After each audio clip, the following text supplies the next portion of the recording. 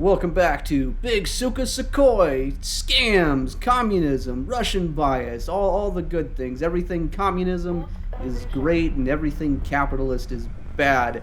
Welcome back, comrades. I am your host, Comrade Commissar Squishface, and we are going to be talking about the Su-27 flight model because I have struck a nerve and it's on my mind. So that this is what you guys are going to get because I kind of want to talk about it, get the information out there, and maybe start a conversation about it, and then people can say I'm wrong or I'm right, or at least kind of get the ball rolling on what the hell is up with this plane, with the way that it's implemented in the game. So I think the first thing to start out with is we should look at the changes that came from dev server to live server, as well as the changes that happened after basically the plane was out for a couple of weeks, because it is substantially different from the way it was implemented on a dev serve to live serve to the flight model we have today. Now, there's only been two pretty drastic changes. So from dev server to live server, they basically decreased the Oswald coefficient from basically 0.61 to 0.44. And then with the flaps out, they decreased it from 0.55 to 0.44. So overall, what OE is, Oswald efficiency, is basically kind of how well the plane handles AOA, from my understanding. So bigger Oswald numbers mean that the plane is more efficient, will bleed speed at a slower rate. There's a bunch of complicated stuff that Gaijin does as well, with the Mach limit multiplier and the drag curve multiplier, and it's very confusing, and it's not something I can go and look at all these numbers and do a math on. After live server came out, though, they took the Oswald efficiency and they took it from 0.44 and they bumped it up to 0.47, and this increased the turn rate a little bit, and it decreased some of the speed bleed. And what happens with the Su-27 is basically the problem with it is it's a flying air brake right now. So if you get into a dogfight, you're going to quickly find that you're turning with a guy and all of a sudden you're very, very slow. Now, is this realistic? Well, I don't know. My inclination, and I'm going to prove it later in the video, is no, it's not realistic. But the first thing to realize is OE is an aerodynamic property that can be calculated, apparently. And there's actually, I found a paper that kind of showed what the Oswald efficiency of the Su-27 was, and that the OE value that this study gives is 0.71. Now, whether or not that is accurate to the game, and whether or not those values can be directly transposed with each other, I don't think is true. Because basically what I think happened is, because they changed the OE value, and because a flight model is basically like a Rubik's Cube, where if you look at it from one angle and you look at things like the turn rate that is sustained kind of more or less matches up. Now, I did do a bug report on it, and I'll go a little bit more in depth to it. But the analogy that I would make is you have a Rubik's Cube, and if you look at it from one side, the orange side is facing you, and the orange side is solved. And as long as you look at it from just that one perspective, it looks fine. But upon rotating the cube and you look around, you realize your boy only solved one of the sides. And you're like, well, that's not how it's supposed to be. And then you look at it again and you start trying to solve it. And this is what happens with everyone. You realize that he didn't even solve it. He just kind of removed the stickers and put them in the right place. And now you can't even solve it by rotating it. It's a complete mess. The way I would kind of phrase the way Gaijin does its flight models, it seems like it's like flight models made out of fucking mashed potatoes, because everyone that I've talked to that has some kind of aerodynamic background and had them look at stuff and generate graphs and do this, they just go, what the fuck? None of this makes any sense. This is all nonsense math. Now, this is the aspect where the 27 kind of sort of lives up to it, because this is a screenshot from the J11 manual, or the Su-27 SM manual, the export version. It's a little bit heavier. I made a bug report based on it, though, and I wasn't the first person to do this, and it got kicked back. Basically, what happened is the way the flanker is modeled is, by the graph, you would think that it would be 50% fuel, but that's not the case. It's 50% of what is considered the normal fuel load of the flanker, which apparently is half fuel, because apparently in the manual it says the overload fuel is 100% and 50% is normal, so half of 50 is 25%. Now I went through and I did the whole entire typing up process, and then I had to go back and test like 25 minutes of fuel, or not 25 minutes of fuel, 12 minutes of fuel to get the real value. And even then, basically at low speed, even if you just use sustained rates, you're still missing probably around 18%. I think is the numbers that I came up with as far as the deviation. And this can be like, it doesn't seem like a big deal on paper, but it is pretty substantial in bleed rates. And bleed rates are basically the idea that you pull hard on the stick and then the plane starts to slow down. And how fast does it slow down? It's basically just another fancy word for maneuvering energy retention. And if you recall correctly, the Gripen also had a flight model nerf, and the nerf was basically reducing the turn rate by only half a degree per second.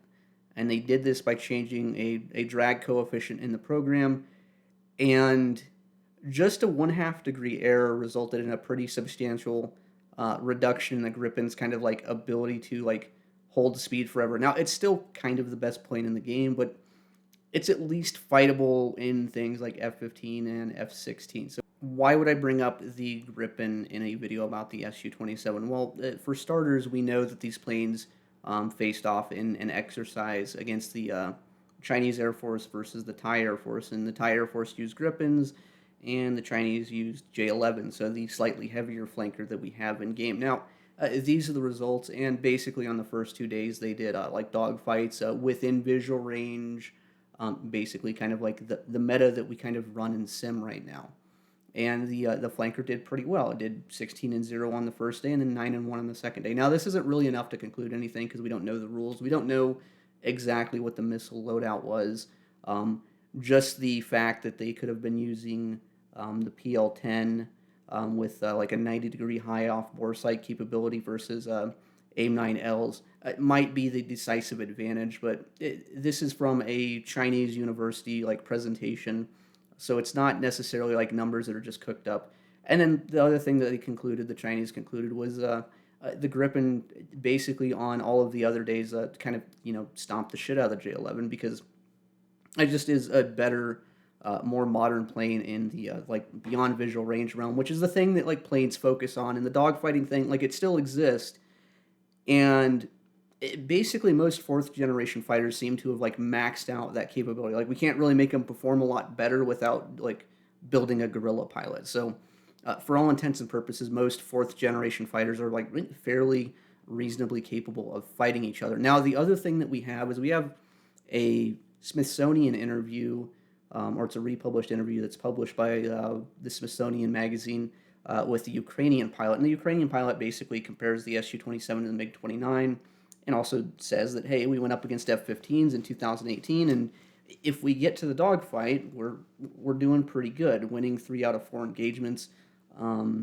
within a maneuvering fight is pretty reasonable. So I think the bulk of the anecdotal evidence out there does show that the plane is like pretty competent at doing the things that it does. Like, Russia did not design an extremely poor fourth generation fighter. Like, yeah, the systems suck, but the airframe itself is pretty good. Now, here's kind of like a test I did. I did find some actual footage, and this is HUD footage from an Su-27. As you can see, it's doing a flat turn, and we're going to time the flat turn and kind of measure the speed bleed of like how long does it take for it to go down.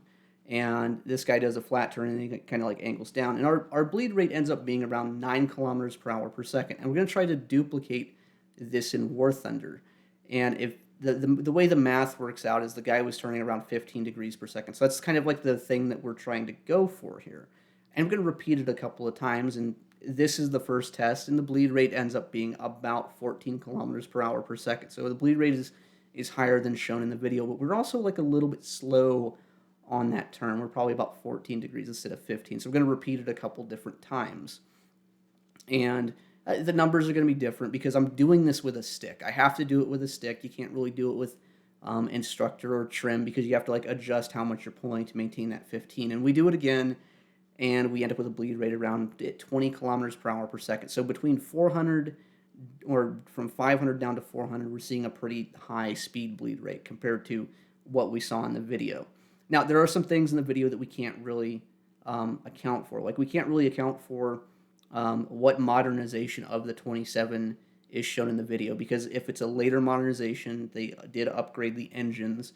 We also can't tell what the loadout is. So, like, this is why I'm testing it with a pretty slim load on the 27 in game. We end up with like 3 different numbers, and those results range between 14 kilometers per hour per second all the way up to 20. I do feel the test number 3 was kind of the most accurate as far as maintaining that 15 degrees, and that's substantially higher than 9 kilometers per hour per second that we see in the real footage. Now, the real footage is hard to analyze. Like, I can't really tell if the plane might be going down like a little bit. It does lose probably like a couple meters of altitude, and in my test, I might gain or lose a couple meters of altitude as well. But at the same time, the way that we're calculating the turn rate is based on looking at the heading indicator. So if you were turning down as opposed to perfectly horizontal, your turn rate on the heading indicator would be a little bit less as well. So I think overall that this is a fair test. I wouldn't make this into like specific factors of saying overall across the board it is underperforming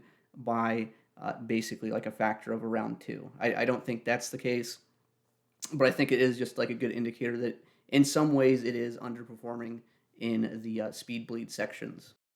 Now, what do I mean by this? I mean that overall, I think the flight model at high speeds and at low angles of attack, the speed bleed is probably relatively accurate. Like, there is another portion in the video where it looks like the plane comes out of a turn, and then he does basically a loop, but I just time it so that from 0 degrees all the way up to 90, and then we're going to try to duplicate that again just to see what the difference is. And that's kind of what this is going to look like here. Is he's coming out, and as soon as he levels off and then starts pulling up, we're going to start a timer. It's going to be around like 710 kph. We're going to look at the HUD, and we're going to look and figure out what the turn rate is upwards. And the way it works out is about 15 degrees per second. So we're going to try to duplicate that again and do the same kind of like math. And what we get out of that, as near as I can tell, is about a negative 24 kilometers per hour per second bleed rate as far as going into the straight vertical at like a 15 degree per second turn. I'm going to try to just duplicate that in the game. Now, I did this a couple times. It's really hard to do, and this is kind of the closest that I got. So I start really gentle on the stick, and I start pulling back, and we do accelerate a little bit above it. But we end up with about 5.5 seconds to 90 degrees and 23 kilometers per hour per second, which means that in the video, if I did everything the correctly and it's exactly the same, then the bleed rate at high speeds might actually be reasonably accurate. So what do I think is actually happening? The thing that I think is happening with the flight model is that as your AOA exceeds around 15 degrees, the amount that the drag curve picks up is more excessive than what you would expect in real life. Like, I went so far as to look for studies on the wing configuration of the Su-27 and Su-35, and this is kind of the closest thing I could find.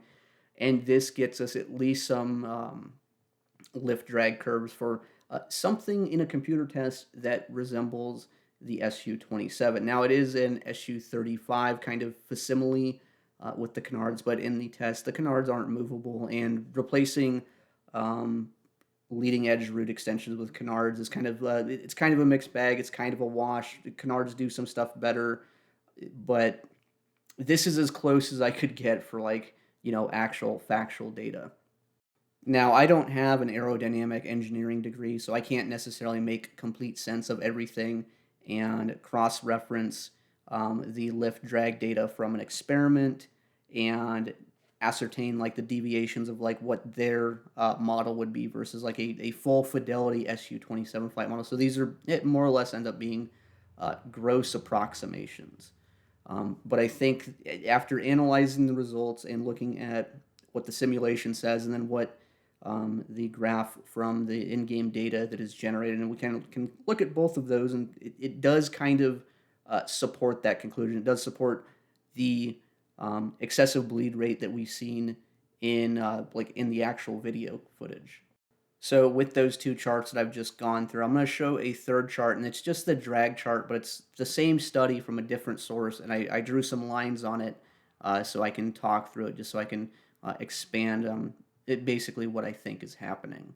So this is the drag curve from the study, and it kind of shows an AOA corresponding to a drag number. And basically, 20 AOA equals about zero point 0.2 drag, zero point 0.4 is 27, zero point 0.6 is 36, and zero point 0.8 is 42. Now, this doesn't really mean a lot to us right now, but we can look at a chart that's generated based on the in-game files and see if this curve actually matches up somewhat to what is in the game. And as it turns out, the in-game drag coefficients that you're experiencing versus what you'd expect based on the study are significantly less. Basically, with the Su-27, as you pull AOA, you're reaching higher drag coefficients much sooner. And like what I'm going to conclude with is kind of like show the deviation. Now, I don't think that we can take both of these charts at complete face value because the flight models are basically made out of like silly putty and Play-Doh. So taking the graph at face value might not be the right thing. But at a coefficient of drag of 0.2, the real one is about 20, and in game you'll only reach 15. So it's a deviation of about 5 degrees of AOA. And then all the way up to 0.8, you have a deviation of 10. And basically what it means is as you pull, like say 30 AOA, like in a really, really aggressive turn at low speed, you're experiencing the drag in the plane as if it's pulling 42. And what I think this translates to in kind of a practical sense is while the Su-27 is known for kind of pointing its nose around and being like pretty competent at low speed and being a quote unquote like a one circle fighter or some other nonsense, you have access to a lot of AOA, but you're never really able to capitalize on it. And when you pull AOA, instead of moving the nose, it basically feels like the only thing it does is it just slows down the plane. What this also means is that your specific excess power values are probably skewed a lot lower than they should be. It means that once the plane does get slow, you have to give up a much more significant portion of your turn in order to start to regain speed. And it's a result of this excess AOA-induced speed bleed that causes the Su-27 to be pretty limited in its ability to dogfight other planes. Now, is this fair in the current meta of the game? It probably is, because if you buff the Su-27 flight model, I think it might come out to being very similar to the way the Mirage 2000 functions, and it might be something that no part of the player base would realistically be able to cope with, because the thing the Mirage 2000 does very well is basically converting any speed that it has back into angle. So even though on paper it doesn't rate all that well, basically because you're doing a big circle to outrate it, it's doing like these ovals where it regains a little bit of speed and then it cuts in. And if the Su-27 could do that in game, I don't think there's anything that would realistically have a chance against it. And then you couple it with the fact that it has 10 missiles that are all extremely good, and you might actually end up breaking the game. Now, that might be a gross oversimplification, because I don't necessarily trust that you can take the graphs and transpose them into the game and kind of get the same results. Like, I think the foundation of the flight model itself, the way that it's made, is so flawed that in reality, the way to fix it is they kind of just need to go back to the drawing board and more or less start from scratch. Anyways, I have wasted about 20 minutes of your time going down the rabbit hole that is the Su-27 flight model. If you made it to about the 20-minute mark here, I appreciate you guys actually watching this. Please let me know in the comments what you guys think, because I am not like an aerodynamic expert. I'm like just a dude finding all of the resources I can and going, is it accurate? Does it do the things that we expect it to do? And what should we expect? What should be changed? Now, my personal opinion is I value the fidelity of the flight model more than kind of like anything else, because that's the thing that I enjoy. I can also understand from a game developer perspective of we can't make the thing too good because then nobody's going to play anything else. And I think that ends up being a very fine line to walk, because let's assume for a second that my intuition is correct and assume that I'm smart. What happens if the Su-27 becomes a missile boat with kind of the turning performance and kind of like the really annoying properties of the current Mirage 2000, where basically at low speed, it just kind of keeps moving its nose around, and then you couple it with the R-73s and HMD, that might realistically turn into the Su-27 wins basically every dogfight that it's in, by having a very high initial turn rate and just pressing S and then having the rear aspect R-73. So, like, I can understand it. I can understand the perspective of people don't want to see this thing buffed. It might have been added to the game before it was actually ready. Like, that is 100% a possibility. At the same time, though, when you play the plane in Sim and you try to use it to dogfight, it really does feel extremely underwhelming to have this, like, fourth and a half generation fighter, like late fourth gen fighter, that's supposed to be really good, and then it suffers all of the same problems that the MiG-29 also has in the game of basically you get one turn, you follow this guy, and if the other guy knows how to do like lag pursuit for like more than 30 seconds, you just lose. Anyways, that's going to be the whole entire video on the Su-27. Sorry, I didn't put a lot of gameplay footage in here. It's a lot of slides. It's really meant for you to kind of look at it and listen to it kind of in the background. That's kind of what this video is for. And it's also to hopefully get, I don't know, some kind of momentum going of like people either like, hey, you're wrong, you didn't like actually think all of this through, or people going like, no, hey, you're right, I agree with you. Let's get the game to progress in a way that's like makes the flight model like more bearable and hopefully balances things out in the future, question mark. Anyways, that's the video. Have a good morning, night, or whatever, mid-afternoon.